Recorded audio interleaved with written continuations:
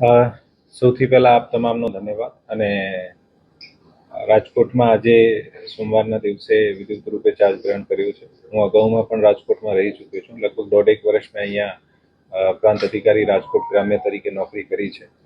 તો રાજકોટનો નાનો મોટો અનુભવ છે. અગાઉમાં પણ લગભગ શહેરના તમામ ડેપ્ટી કલેક્ટરના ચાર્જ ઉપર પણ કામ કર્યું છે. મને આશા છે કે આ તમામ અનુભવ અત્યારે કલેક્ટર તરીકે આ ડિસ્ટ્રિક્ટનો એડમિનિસ્ટ્રેશન કરવામાં મદદગાર થશે. અને આ તમામ ખૂબ સારી સંખ્યામાં આવીને અહીંયાનું આપણે રાજકોટની રિપોર્ટિંગ અને મીડિયાની એક્ટિવિઝમ બધાને ખબર છે. સારી રીતે આનો જે પણ વિકાસ થાય, જે પણ પોઝિટિવ વાતો હોય, જનમાણસો સુધી પહોંચે, આ જ અપેક્ષા છે. સર, ખાસ તો મેં આજે જ ચાર્જ જોઈન કર્યો છે. આજે આપણે ચર્ચા કરીશું કે અત્યાર સુધીના ડેવલપમેન્ટ કઈ રીતના રહ્યા છે અને ફ્યુચરમાં કેવી રીતે સરકારની એસઓપી, માનની હાઈકોર્ટના પણ અગાઉના ઘણા બધા નિર્ણય હશે અને આ તમામને કોઈ પણ નીતિથી બાંધછોડ નહીં કરીને અને મેળાને કેવી રીતે આપણે એક્ટિવલી સારી રીતે, કારણ કે આજે મેળો જે છે આ આજુબાજુના વિસ્તાર માટે ખૂબ જ લોકપ્રિય અને એન્ટરટેનમેન્ટનો સાધન પણ છે. આપણે ડિસ્કશન કરીને આવી રીતે કોઈ એક નિષ્કર્ષ ઉપર આવીએ કે જેથી તમામની જે અપેક્ષાઓ છે આને પણ મહદઅંશે કેવી રીતે આપણે આવરી શકીએ છીએ અને એસઓપીનું પણ કેવી રીતે પાલન થાય.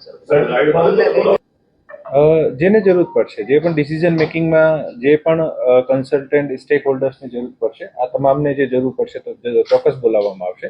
એક વખત અત્યારે ચર્ચા કરી લઈએ કે અત્યાર સુધીના ડેવલપમેન્ટ શું છે અને આપણે કેવી રીતે આમાં આગળ વધવાનું છે. પછી જે પણ યોગ્ય સ્ટેક હોલ્ડર્સ હશે આને સાથે ચર્ચા કરવામાં આવશે.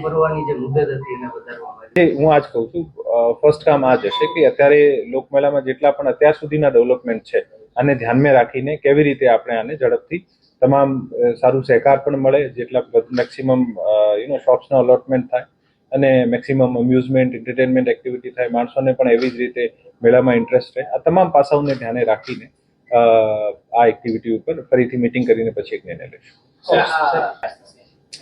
It's too early to say because હજુ મેં એક પણ લોકમેળાની મીટિંગ નથી લીધી. આજે જસ્ટ આપના સમક્ષ આપણે મને પ્રશ્ન કર્યો છે. મેં આજ કીધું, આપને ફરીથી હું રિપીટ કરીશ કે અત્યાર સુધીના જે ડેવલપમેન્ટ થયા છે એક વખત જોઈ લઈએ અને પછી આના અનુરૂપ જે પણ યોગ્ય નિર્ણય હશે કરવામાં આવશે. રાજકોટમાં ઓલમોસ્ટ તમામ પોઝિશન્સ ઉપર મેં કામ કર્યું છે અને રાજકોટમાં લગભગ મેં 1.5 વર્ષ જેવું કામ કર્યું છે. આમ સૌરાષ્ટ્રમાં મારી 3જી પોસ્ટિંગ છે.